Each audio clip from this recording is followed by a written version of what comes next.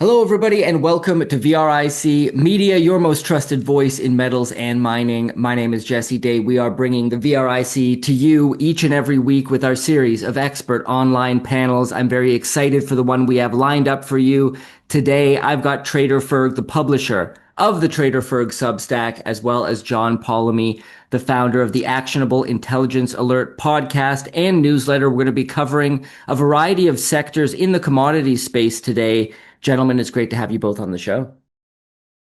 Thanks for having me, Jesse. Great to be back. Appreciate the invite.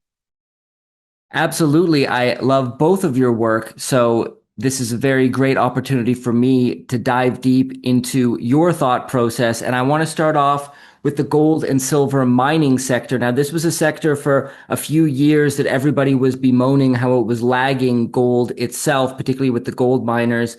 And now we have seen things change so far this year to date, with both the GDX and the SIL ETFs vastly outperforming both gold and silver and completely outperforming the broad market. I believe both are up over 60% year to date. What are your thoughts on the current state of the gold and silver mining sector and any opportunity you're potentially seeing there? And Ferg, I'll go to you first.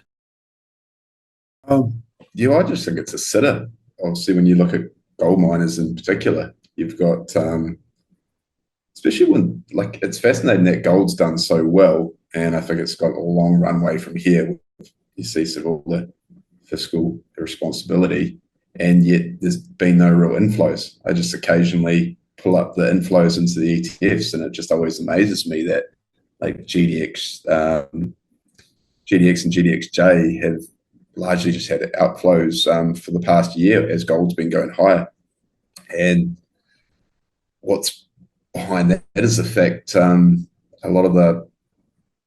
it's also been central bank buying behind a lot of the gold, and foreigners buying gold, particularly sort of Asians, in particular Chinese, and it really hasn't come to the Western market. So it's kind of funny, you've got a commodity performing so well when you can still get into particularly the juniors and still just I still think it's early, I still think it's hated, and I think they've got a really long way to run. The problem with them is that it's bloody hard to pick. Like going into gold juniors, I've even followed some of it was like Fred Hickey, and he's like just the expert on the whole gold space, and he's still sort of bemoans how difficult it is with gold juniors. And so I just found the basket approach there, by the basket, and just plan to ride it for a number of years. As I just see, I think gold's going to be largely used to sort of recap the whole system on a long enough time frame, and I just think it's a trend you want to be on, and the sort of junior miners are a nice way to get on it with a bit of torque and also be fairly early. I don't think the sort of the run we've seen is I think that's the start of a multi-year, even a decade sort of move. And so, I'm very, very bullish on gold juniors for a number of years to come. And are you watching the silver mining space at all? Do you see a similar setup there? So I think silver does really well moving forward, but I kind of got more attracted to PGMs. I found it far more niche and far more. I like hanging out in little stuff that I can become a bit more of a. There's just less information. It's less for me to wrap my head around. And with PGMs, it was also concentrated in South Africa, and I could go right down the rabbit hole. I started off just interested by the fact that they were essentially left. Supposedly, I saw some titles, the likes of terminal decline. They won't be needed since EVs are going to take over, and that always piques my interest when I can take the other side of sort of a net zero narrative, and sort of started off with the whole PGM space, and then narrowed it down to, in the end, I really like rhodium. That's been one of my larger positions. A few South African miners, and now platinum. I found that more compelling than silver, even though if I zoom out, I probably expect them to do more of the same thing. I'd expect them both to grind higher and eventually do something silly, just on the back of sort of not enough primary supply and people rushing to get into sort of hard assets in the future. And John, your thoughts on gold and silver miners, and if you'd like to comment on platinum group metals as well. Well, I mean, I think Ferg pretty much covered a lot of it. I would say that the fiscal situation, the debt situation, the entire what I call this kind of underlying seismic events that are taking place politically, economically, socially in the West are going to contribute to having a constant under precious metals prices. I think it's interesting that, well, at least in the a lot in the West, the a lot of the investors haven't really come um, into gold. It's mostly been central bank buying, and this basically, in my view, was part of this whole political, uh, geopolitical realignment. You know, when you go out and seize a major nuclear power's 300 or $400 billion of assets, which is unprecedented.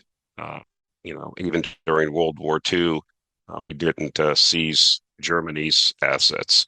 So um, starts to send a message to people around the world that, maybe, the US dollar isn't I don't want to be completely having everything vested in that. And I think that applies to the individual too. I mean, it's obvious that there's no fiscal constraints. There's no constituency for cutting spending. And so I don't want to go down this rabbit hole too much, but the historical narrative is you're not going to go through austerity. That's politically impossible in, in the post-World War II liberal world order democracies.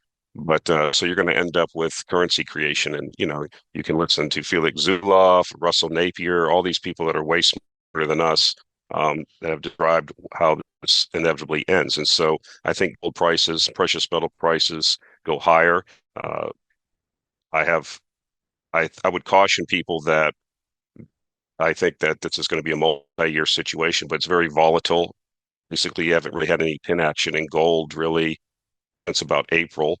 But, I'm not really a chart guy, but you have a lot of bullish sentiment right now. So I wouldn't rush right now and buy things. But I think to your question around gold mining and silver mining stocks, um, they really haven't done what they have done in the past. They're starting to wake up. They're starting to move. The results speak for themselves. If you look at the largest miners and look at the conference calls and the results, I mean, it's tremendous cash flow. The thing that I want to watch is right now, the managements are not repeating a lot of the mistakes that they've made in prior um, bull markets where they get money in their pocket and it burns a hole in their pocket and they do a lot of dumb stuff with it. They're actually, a lot of them are talking about, similar to what you've seen in oil and gas, returns to shareholders, buybacks, paying down debt, things like that. I do think that there's going to be several things that help juice this market along with higher metals prices. We'll inevitably go through, in my view, a wave of consolidation in the mining sector just because these mining companies, because of the bear markets they've been into and just the structural way that mining's done now, these larger companies, they really don't go out and look for a lot of new material, new reserves. They kind of rely on the juniors to do that, and then they just buy them. We've seen some mergers. We've seen like AngloGold pick off like Centamin, Egypt, and stuff like that. So we're going to see more of that, I think, especially as the cash flows continue to grow and the balances grow. That inevitably that's what they'll do. But I am kind of, I still think there's an opportunity there.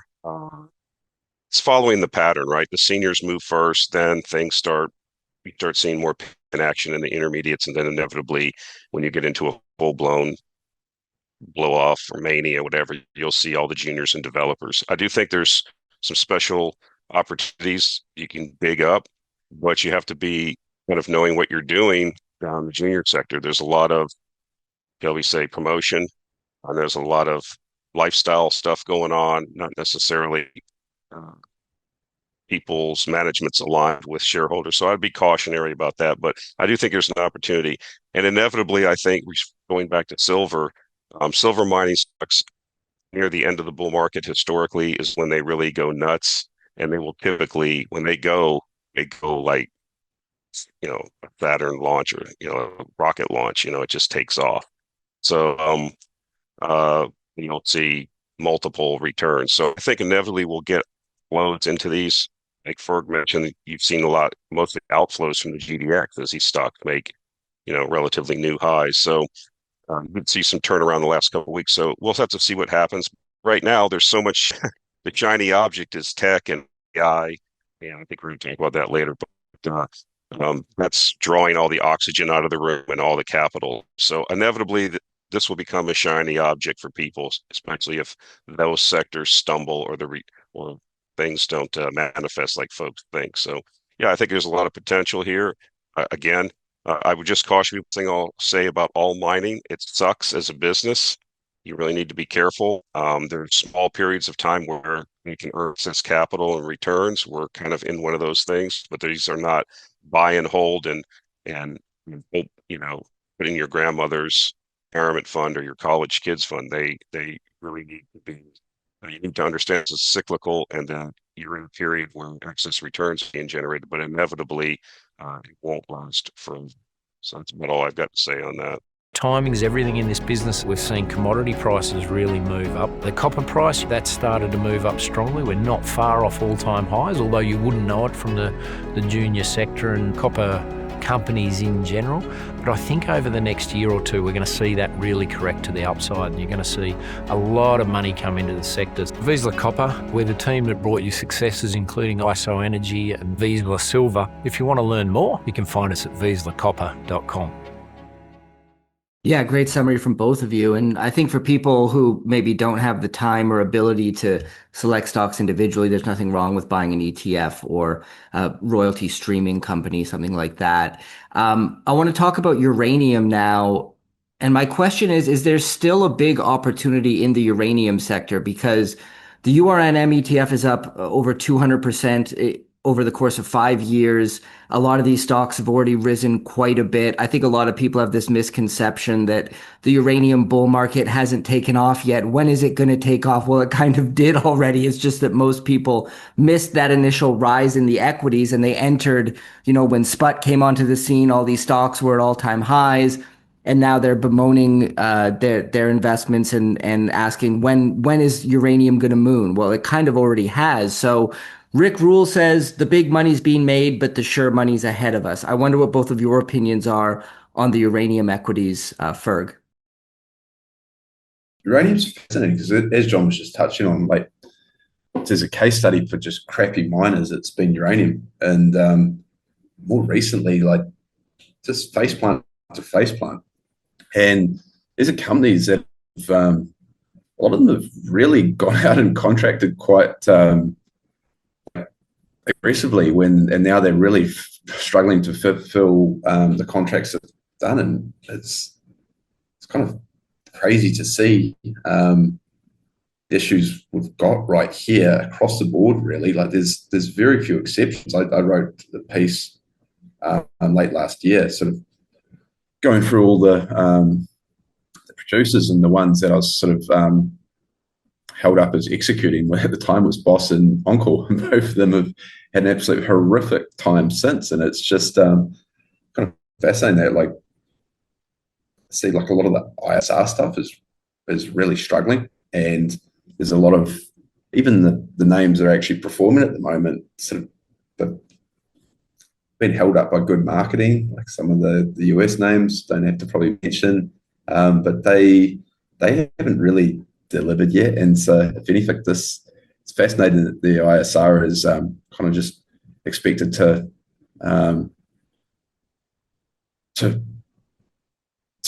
meet guidance moving forward, when we've just seen just nothing but cost overruns, issues, pulled guidance. And this is all like facing quite a large supply deficit. So yeah, I understand why investors in space are just angry, because it's just been kind of got this nice backdrop of a thesis where the utilities are they haven't got sufficient coverage. The supply demand gap is getting wider.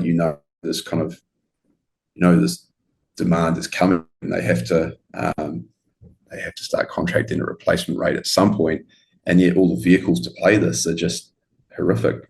Honestly, that there isn't, unless you've kind of just sat in Cameco, or unless you got involved in the space kind of quite early, like before, sort of in the lead up years, sort of 2018, 19, and really backed up the truck and sort of COVID, then you've had a pretty tough time. And it's kind of fascinating looking forward to this, because I think with some of the cost overruns you've seen, a lot of these, I don't really see how some of these companies make any cash flow. And so kind of start to question, like, the risk reward. Is it just sit in the likes of yellow cake and split? Is it go with some of the guys that are just holding off their final investment decision and kind of pulling the fingers at the utilities, saying like we're not gonna move forward till we see the prices, because the market feels pretty broken here, and it feels like having sort of a full contract book is going to end up being quite a liability if you've, like, some of the producers have signed like fixed contracts at like $70 a pound, and that's just going to look so silly in a few years. And so increasingly coming around to, like, the market's broken, and you probably want companies that could be having their first contract when God knows where the market might be. The utilities won't be. I see there's a Korean utility coming out and trying to ask for a floor of 65 and a ceiling of 100, and it's just, yeah, that's not where the market needs to be to incentivize new supply, and considering the cost overruns we've seen and how broken it is here. So yeah, I'm still bullish on the outcome. I just think that the application is really difficult, because you've got so many pitfalls in the sector itself. Yeah, that's a great summary. Even there's only a few uranium stocks, publicly traded companies, that are actually producing uranium in any sizable quantity. Maybe you could name three: Orano, which trades on the Paris Stock Exchange, of course, Cameco and Kazatomprom being the two big ones. And Kazatomprom's had tons of issues as well. Speaking of those difficulties you were mentioning, John, how do you currently view the uranium sector and the potential opportunities it presents? So again, just the case study and why mining sucks as a business. The problem is that, as Ferg mentioned, it's probably the best fundamentals of any market you could think of. I mean, the fundamentals are, extraordinary. Um, there's shortages. There's going to be shortages, and the the Fukushima event interrupted the capital cycle so severely that you basically almost have a 10, 15-year gap in new investing. You see that in the recent EIA announcement of domestic uranium production in the United States, where 10 years ago, I think they showed 4.5, 5 million pounds per year. They were celebrating the fact that we had produced 400,000 pounds in the US last year. So that's like 1% of the uranium that we use every year in the US. So it's not good when you have 20% of your base load power in the US, electricity is nuclear. And, what's it, 11 or 12% of the world. So in growing, it's a growth industry now. So I think it has tremendous fundamentals. I guess, again, the challenge is how do you express that in an investment theme? The market is like Ferg said, that's a good way to put it. It's broken. I mean, you can nail the juniors, but the real problem there is something that I kind of have been talking about, is if you want to express you just got to buy the physical uranium. And sometimes when it trades at a severe discount, sometimes I've seen it trade as 12, 15% discount on spot. And then you're just going to have to really get yourself really knee deep or chest deep into the industry and figure out what's really going on. I mean, I've been a long-term shareholder of Cameco. A lot of people bagged on Cameco management. They don't know what they're doing. Well, it turns out they kind of do know what they're doing. And I mean, it's been a tremendous performer. I wouldn't buy it now. It's kind of overpriced. The Westinghouse acquisition has been tremendous for them. Looks like it's going to be a home run. So I think that what's inevitably going to happen is, I mean, Ferg mentioned one of the companies, which I am kind of partial to. I just like watching them. I own like tracking shares just a little bit just to keep an eye on, is Encore. I mean, they had to bring one of the board members, who was one of the main guys in ISR, like creating ISR mining, like back in the 70s out of retirement, put them in a pickup truck to go out and basically, guys 80 something years old out in the field to get the thing squared away. And I think part of the problem is a problem that is across the commodity sector, but specifically in uranium, it's really tremendous. There just isn't competent uranium teams out there. I mean, I remember talking about this for years. I saw this in my own industry in, building power plants and operating because, there's just been atrophy and a generational change. And who was going to go to becoming a uranium miner? There's no money in that. And so these guys that were back in the old Union Carbide days or back in the 70s and when we were drilling all this stuff out, even the oil companies were throwing money at it. Those guys are like the grandfathers of the industry, and there's no grandchildren, there's no children, there's nobody. So you got these guys, these promoters out there. It's like, I'm starting a uranium company, and you don't know anything about uranium mining. So this is going to be a big challenge. And I think eventually the price is going to go to a sufficient height. It's not going to really matter. I mean, it'll be a hurricane wind, so all this will eventually fly, but it's not right now. There's going to be some kind of event, some kind of wake up call. Somebody's going to be sitting on their laurels. It'll be interesting to see what happens at WNA. It's in a couple weeks in London. What a lot of guys go there, Cuppy, Mike Alkin, all these guys, see if these guys are waking up over there, these fuel buyers. And eventually, I think there's going to be a musical chairs event where music stops and somebody's going to be like, oh, we didn't really procure the uranium we should have or set up our reactor properly for sourcing fuel, and we got to take a D rate or something like that. That'll kind of get some kind of catalyst to really get this price moving. And so right now, I don't see anything. So it's kind of, I hate to say, it's kind of like a dead money situation right now. There's not really, I don't really see anything pushing the price up massively going forward. Um, Again, it's another shiny object type situation. It needs some kind of catalyst. It needs some news to bring money in. It doesn't take a lot of money to get it moving, but right now it doesn't. I don't really see anything. But again, it's one of those things where it's kind of like that analogy of the monkey. You put a bottle or a jar out there with a small opening and put like a nut in the bottom, and then the monkey reaches out, but he can never get his hand out with the nut. It's the same situation. You can see the prize, but it's like, how do I express that? And I think that's really difficult right now. Well, let's discuss the energy sector because it does feel like this is an area of the market that's being abandoned. I wouldn't call it so much hated as just not really talked about very much. A lot of the oil and gas equities languishing.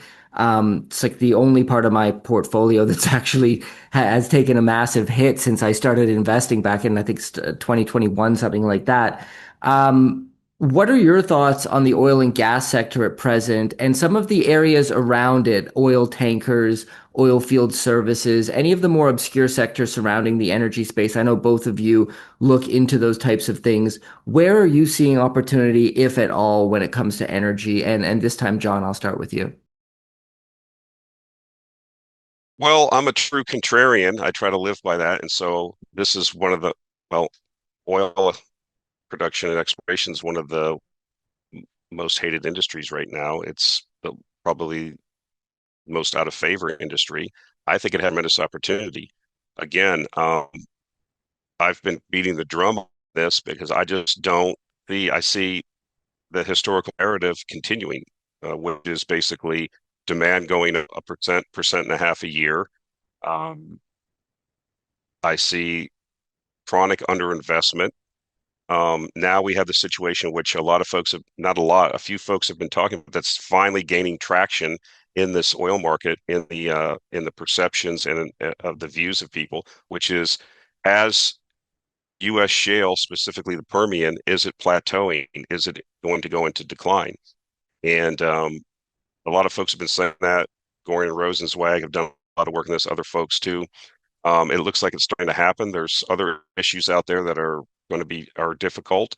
Water issues, getting rid of disposal. Basically, I heard it described by the guy at TPL. Basically, a Permian well is basically a water well with oil attached to it. So they're running into some issues, higher gas relative to the oil that's being produced. These are indications of things starting to get to the latter stages of a development of a field. Let's put it that way. So I'm not fully convinced we're going to go into this massive decline or a Hubert's peak out there, but it's very critical to understand what's happening in U.S. shale because it has been the shiny object. It has been carrying the load non-OPEC oil supply growth. And so if this is not going to do what people think it's going to do, which is continue to increase production, then it's going to be a problem because it rests on OPEC, and I'm not even going to get to OPEC. I don't believe anything OPEC says. Um, uh, they're self-interested. But if you're going to have continuous demand growth of 1 million to 1.5 million barrels a year, you're at 104, 105 million barrels a day right now. That's 36 billion barrels of oil a year, for heaven's sake. That's a lot of oil. And we haven't found 30 billion barrels of oil in new discoveries and reserves in years.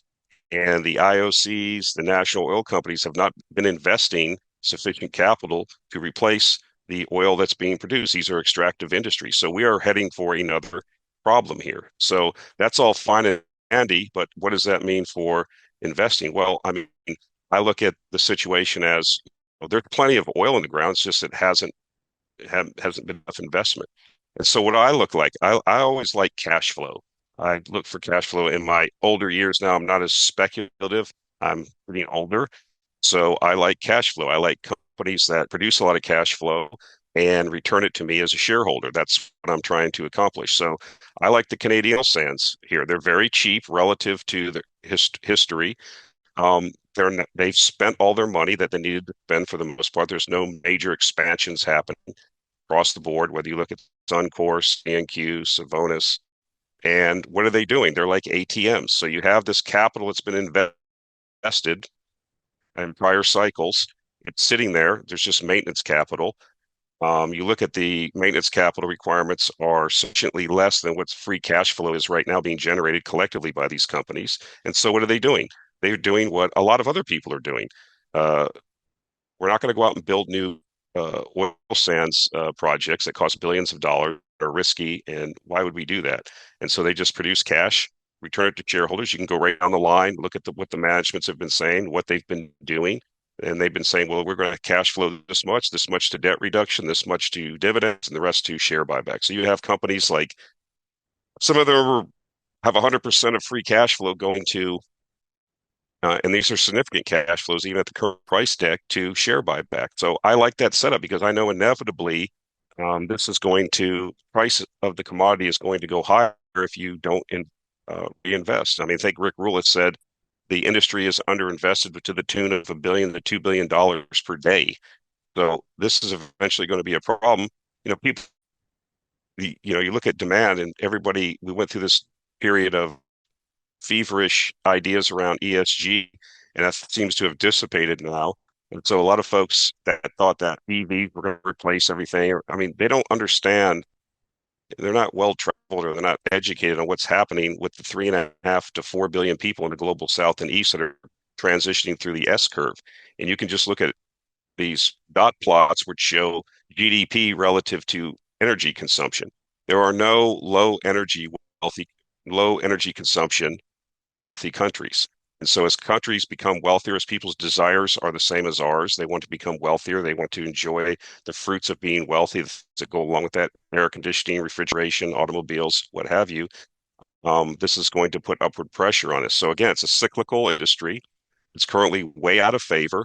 And this is the kind of thing that I look at. I kind of give a quick snapshot, but I mean, then I'm really bullish on the service sector offshore, because offshore is going to be the growth engine as onshore shale starts to plateau. I'm not convinced onshore is a geological event. It may be a combination of geology and price. I mean, if the price goes to $120 a barrel, I'm sure activity will pick up. But people should really read, which really convinced me on this was, and this is the last comment I'll make, back in the 70s, we had a similar situation here in the U.S. It was conventional production that was starting to roll over at around 5.5 million barrels per day. Dorian and Rosenzweig wrote an article about this several quarters back in their quarterly commentary. It really convinced me. And there was the same situation, drill, baby, drill, incentivize the industry. And so they threw so many rigs. This was when I was a teenager. I remember this happened. There were like 4,000 operating rotary rigs in the United States. This is after the oil embargoes in the early 70s. The oil price had went from $3 to like $30 a barrel. And they threw all this money and rigs at it. And guess what? It still rolled over and they didn't increase production because at some point, these resources are,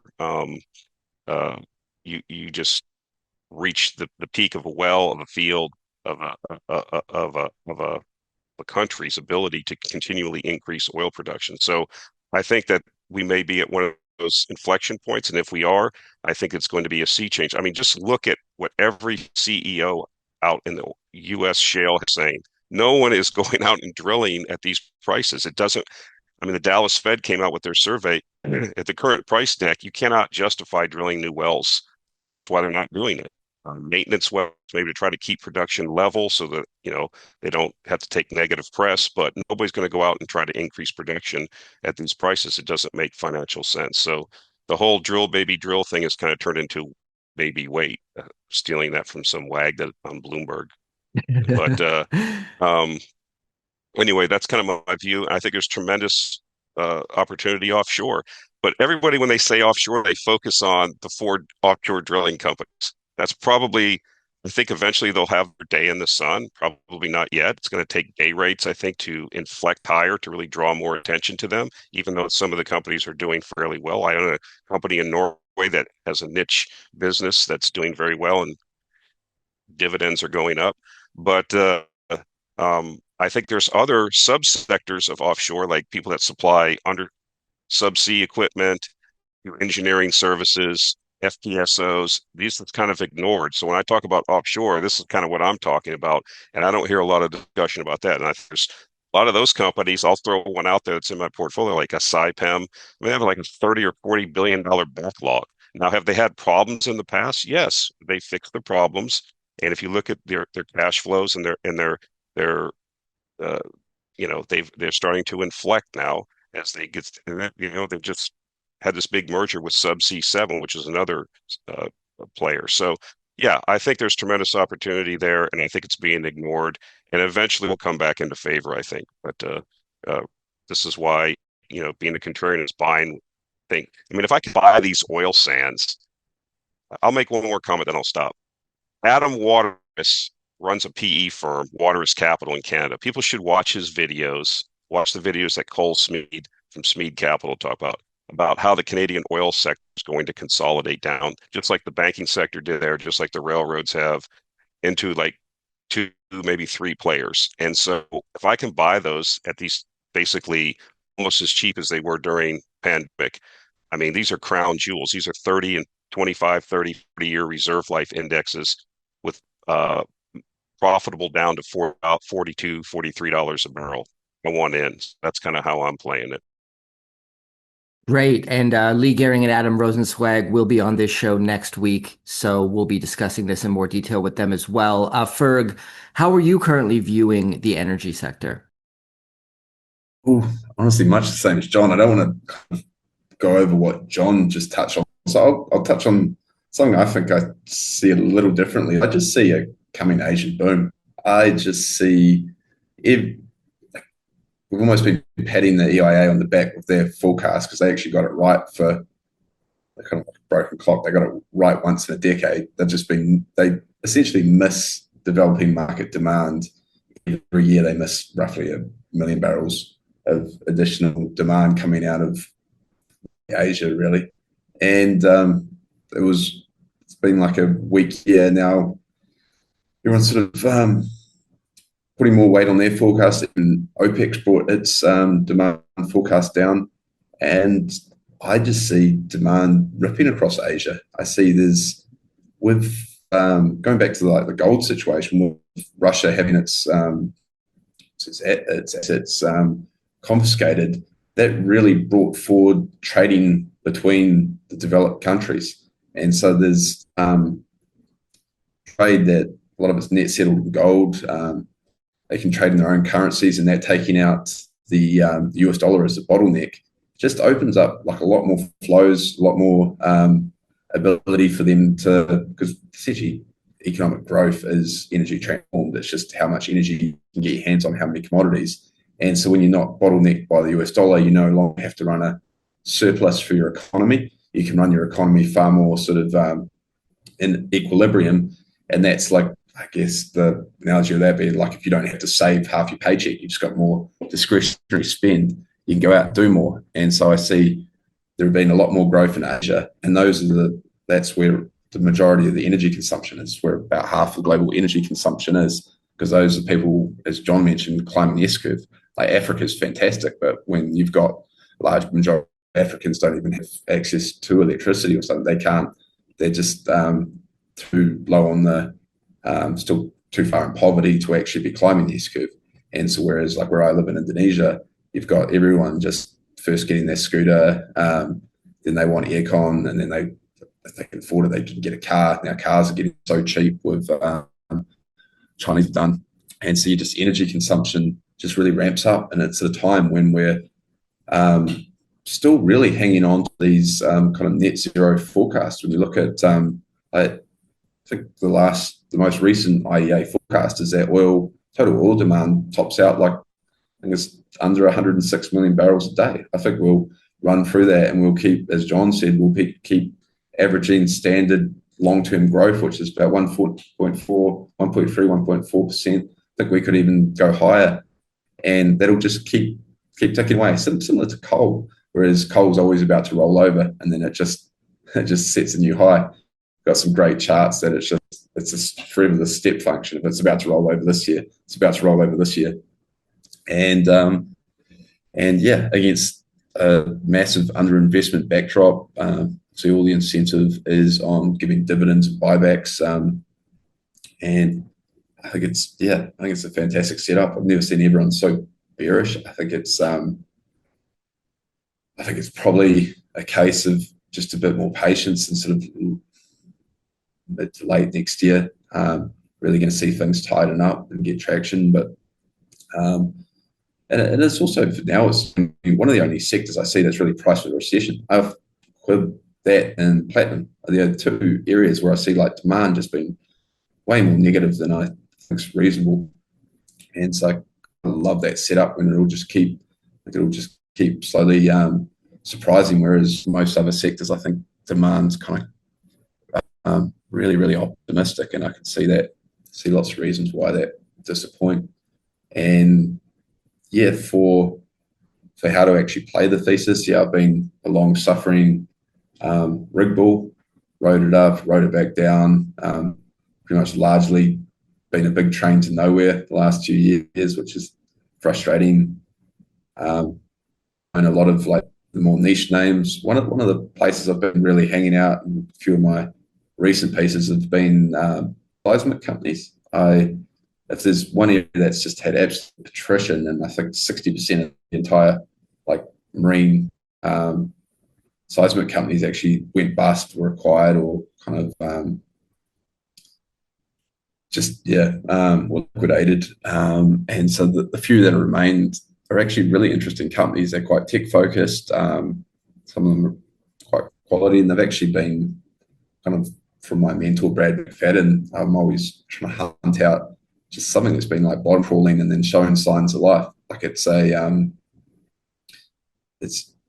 just call it like almost like the dead patient. You've lost the heartbeat's gone down and then stopped, and then you've got the like lack of heartbeat, and you got the first sign of life. And I've got that in a few sectors I'm looking at the moment. You can look at a few of the seismic plays have got that chart set up. Got rhodium is like a clinical example of that. Platinum's clinical example of that. Nothing for a decade, and then you've just got a big breakout, which often makes people feel like they've missed a move. But I think if you can zoom out and look more historically, like if you've had something in a sideways trading range for a better part of a decade, when the breakout comes, often these things just shoot the lights out for the next decade. And so seismic's been the thing I've bought the most the last 2 months. Has been trying to get my seismic exposure up. Well, let's talk about any other sectors that you're both seeing value in at present. It doesn't have to be commodities, just anywhere that you think is currently unloved and perhaps due for an upside spike in some form or another. John, let's start with you on this one. So my theme is always trying to look for undervalued situations and then tying that, with the theme around all of this turmoil. And I think what's very interesting is what we're seeing, like emerging markets, I'm very bullish on. Specifically, I like what I'm seeing in Latin America. I mean, I've been talking about this for about a couple of years, ever since Milei got into Argentina. Last Sunday, we just had an election in Bolivia. Okay, who cares about Bolivia? But you had 20 years of basically left-wing socialist policy, and they're going to have a runoff, I believe, in October. But there was a flat-out communist running, and the center-right candidate and the right-wing candidate are going to have a runoff. And you're having an election coming up in Chile, I think, in November. And looks like right now the polling showing that the center-right candidate is probably going to win there after several years of VRIC, who was a kind of a socialist. And then you have elections coming up in Colombia. So I think this revolutionary situation, what I call what's happened, unprecedented turnaround in the economy in Argentina, I think it's very instructive because the majority of Latin America does speak a similar language. The news flows, and people are going, "Hey, wait a minute! It kind of sucks here.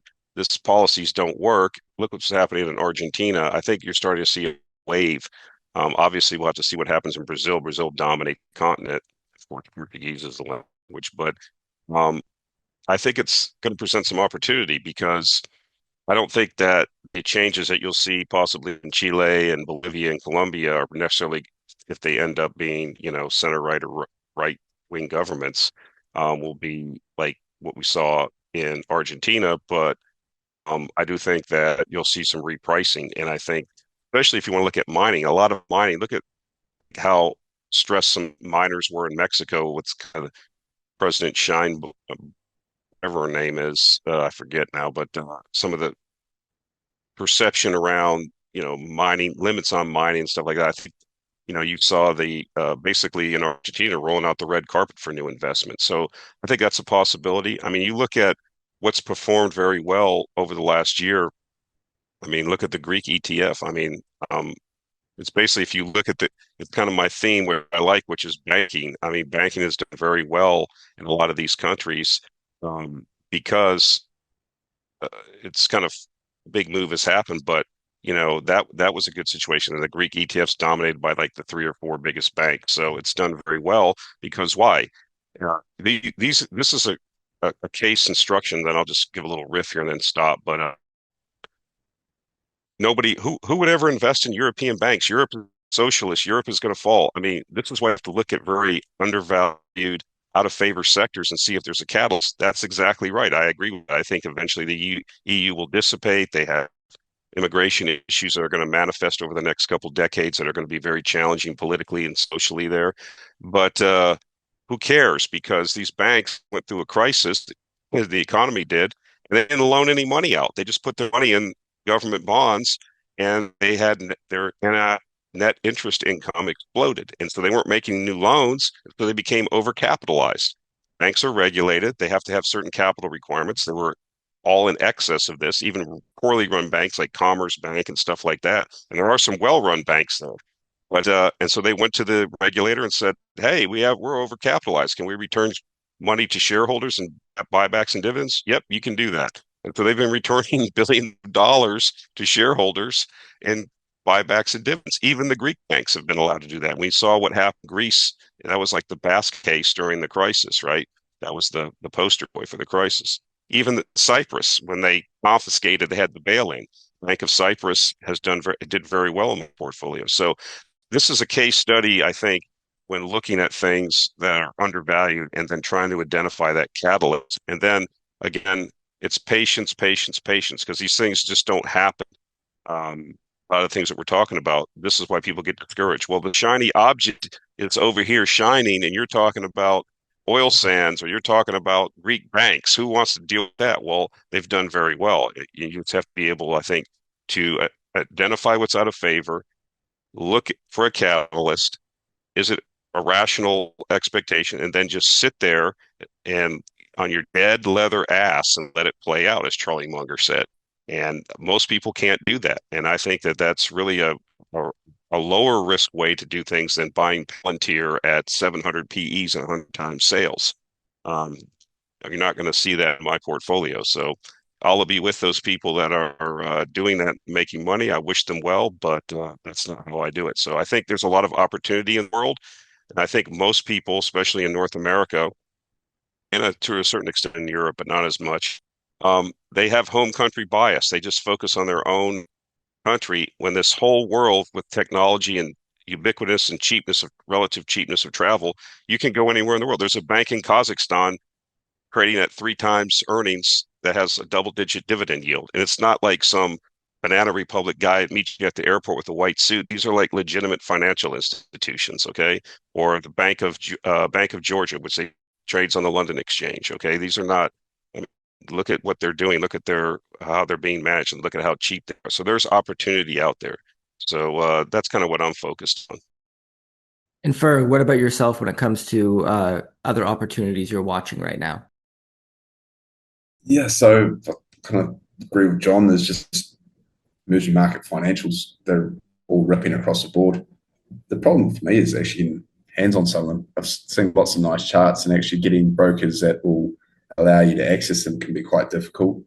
Like I was looking at the Philippines of all places, and there was all these sort of mid-tier banks that were just the chart I was talking about before, bottom crawling, and then just having these massive breakouts. And I was like, this market's just all kicking off in a bull market after trading sideways for years and years. And I've just seen that across a number of emerging markets now, especially and this is when you convert to US dollars. So this is even taking exchange rates into account.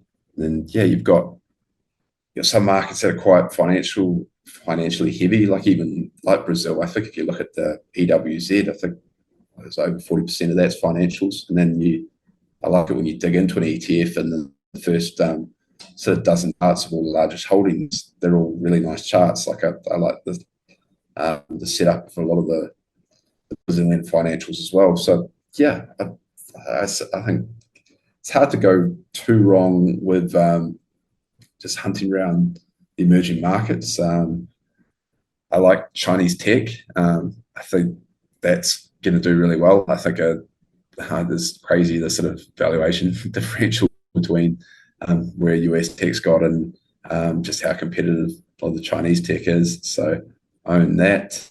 I guess that's just got to the point that I just really despise miners now, and so I really try and do anything but put another miner in my portfolio. So I think I mentioned rhodium before. I love just having physical commodity.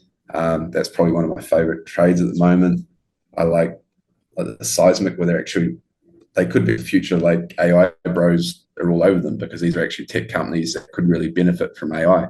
They're just in a sector that's been absolutely capital starved, and supposedly we don't even need it anymore. Who needs a seismic exploration company if we're going to be net zero and we're not going to need oil out past wherever IEA is saying oil demand rolls over. And so I really like those companies.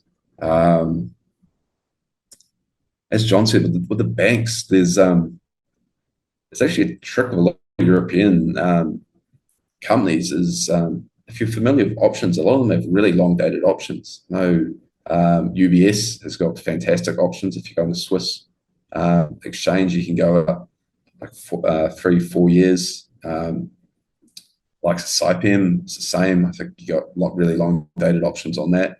And so a lot of these interesting companies that already like it and I'd already buy the equity, you can get a lot of leverage on them. Unfortunately, I don't think US citizens can usually access it for whatever reason. They're off the US citizens are pretty much blocked from accessing them, but anyone else in the world, you've got it's actually pretty much my most recent trade was buying a seismic company that you can go right out till December 2029 with calls on it. And I priced it up, and it's essentially the same sort of premium you pay as a US LEAP, and you're getting 4.5 or 4.4 years instead of sort of 18 months. So it's kind of crazy when where things can go over that time frame. And yeah, that's all that's really coming to mind at the moment. I can't think of any other trades. Oh yeah, I like just hunting around in Hong Kong for like just little chats that are breaking out, like companies that no one would even care about because they're too small, like sort of sub 100. Even some of them, two of them that I bought recently are sub 50 million when I bought them anyway. One's like a Chinese pipe maker, and the other's a small software company that, granted, that one was listed in the US. Yeah, just really small stuff. It's kind of, I view it as the opposite of this whole passive, the bigger gets bigger.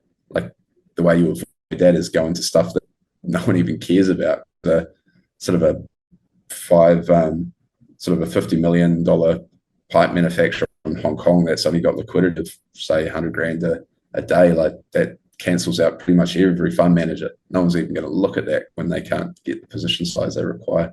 And so us retail, that's kind of an advantage as well. Yeah, super interesting thoughts from both of you. Ferg, tell us about your Substack, what it is you do there and where people can find it.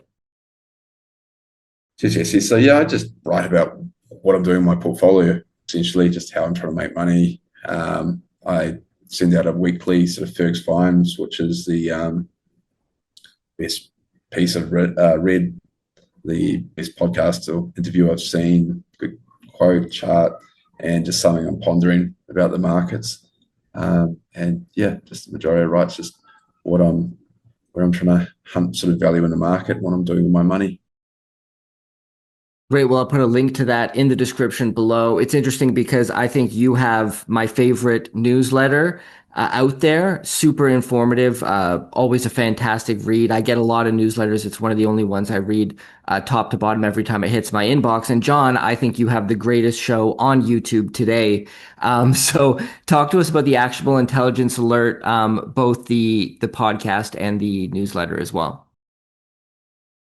Yeah, so I've been doing this YouTube thing for almost 10 years now. So I just do like a weekly review of what's going on, basically just news around the themes that I'm talking about, like we're talking about here, just to keep people informed or whatever basically I find interesting. That's usually going to be leading you breadcrumbs over to my Substack. I put out a free weekly email, usually talking about more in depth, or I find different things that pique my interest. I curate articles and podcasts and stuff. And then I have the paid version where I talk specifically about how I'm investing. Obviously, I don't give financial advice. I'm not a financial advisor, but just talking about my portfolio, what I'm doing. It's actually things that I actually invest in. We've been able to stay ahead of the S&P. That's the whole goal. Active investor, as Munger said, and Buffett and some other famous people. The average person, you just put their money in basically an S&P low cost fund, and just don't have the ability to beat the market. But I think that it is possible if you kind of stay off the beaten path, and that's what we're trying to do. And so far, we've had success. I will mention one thing. Let me just say one thing in closing.